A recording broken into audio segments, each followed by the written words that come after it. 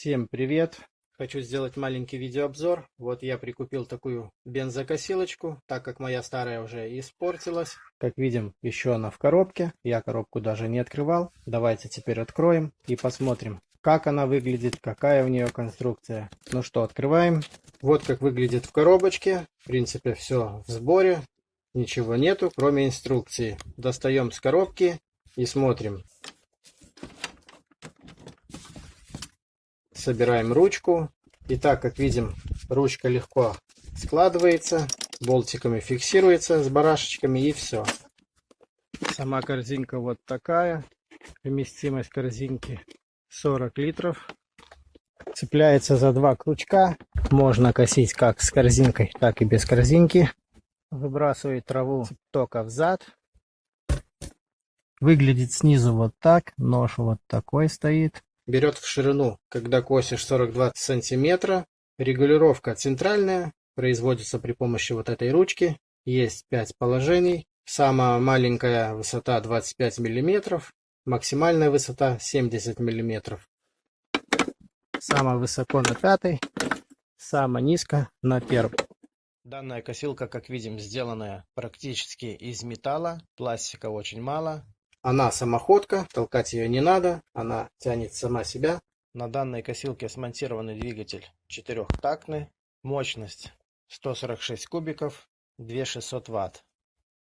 С левой стороны косилки на двигатель смонтирован карбюратор. Здесь тросик — это газ, второй тросик — это включить-выключить передачу. Здесь смонтированный воздушный фильтр. Вот так выглядит.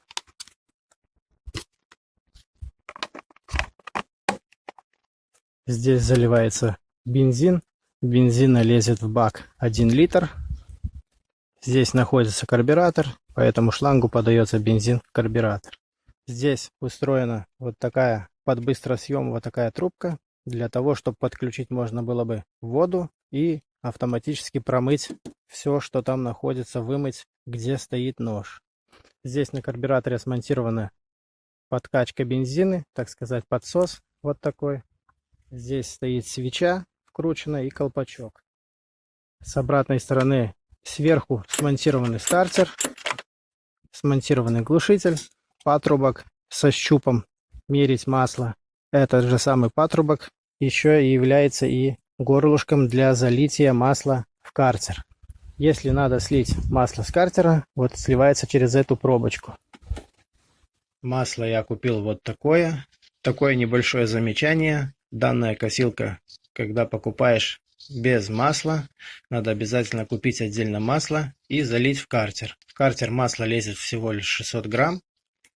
Залили масло, поработали с косилкой где-то примерно 2 часа. Надо обязательно слить масло и залить новое. Для чего это делается? Для того, чтобы удалить все остатки, стружки, разный мусор, который остался после того, как завод собирал двигатель. Вместе с маслом первым.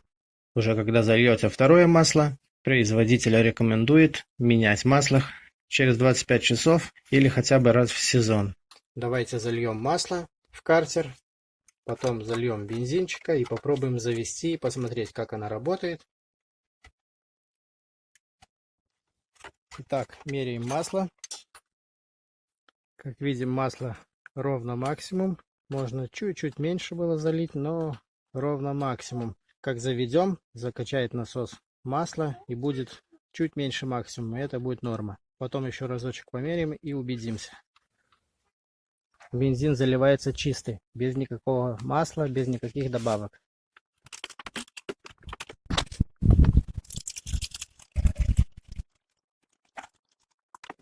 Итак, залили бензинчик, закачиваем в карбюратор.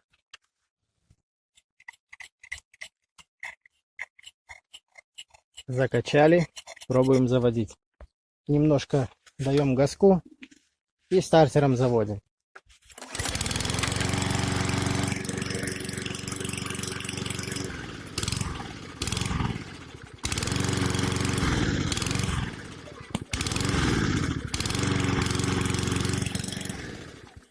Как видим, заводится. Вообще аж удивлен я с первого раза.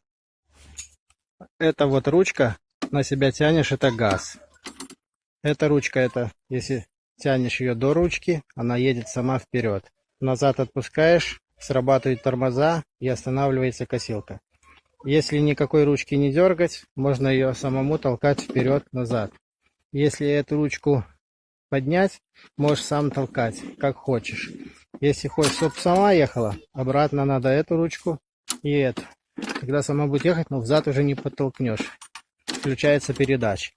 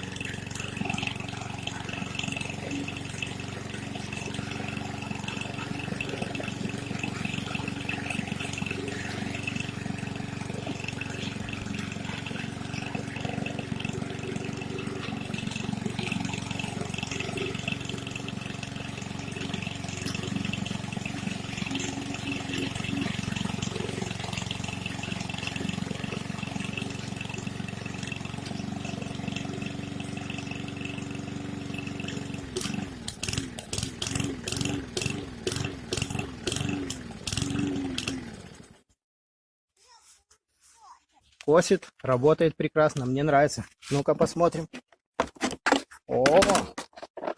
О, сколько травички накосили. Супер, мне нравится. Еще одно такое маленькое замечание. Нельзя переворачивать данную косилку. Должна стоять ровно всегда. Так как если перевернешь косилку, масло из картера попадет под поршень и придется чистить камеру сгорания. По-другому она не заведется. А если будешь долго дергать и не понимать, в чем причина, то тогда получит двигатель гидроудар и будет вообще капец двигателю. Надеюсь, кому-то может и понравился этот видеообзор. Может, кому-то будет интересно посмотреть. А на этом у меня все. Всем спасибо за внимание. Всем пока.